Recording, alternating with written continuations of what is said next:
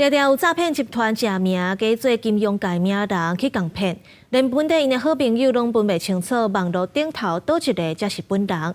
警方表示会当为卖种数量来判断，不过诈骗的信息爆发，若要要求网络平台甲诈骗的网价落价，煞无遮简单。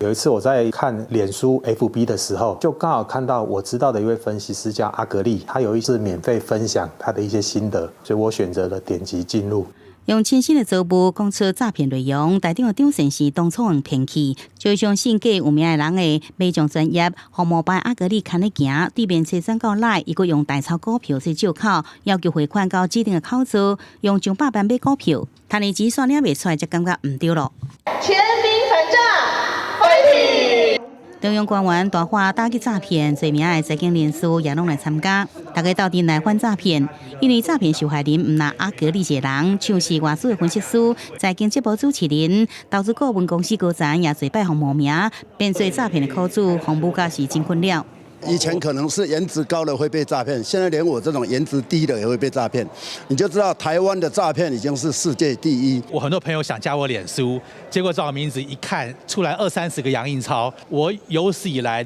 第一次走入警察局，就是2-3年前去通告诈骗集团的事情。我告诉你，大概有上百次以上，但我检举了也没有用啊，而且我检举的是假的我自己。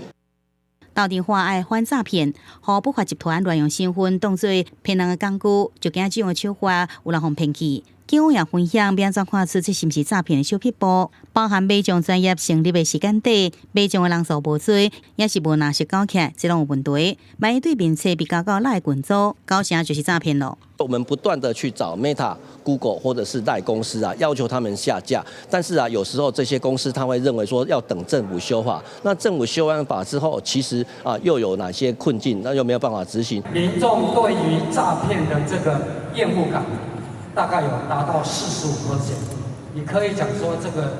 诈骗仍然属于高峰期。过来诈骗民众真不满，警政署长也讲，早起也伫高峰期对着假投资的信息，网络顶面非常多。警方也坦白讲，连 Meta、Google 这业者配合度拢真有限，更加莫讲是小红车这类对话的社交平台，叫伊阿家诈骗的资讯，删除掉，更加毋是遐尼简单的代志。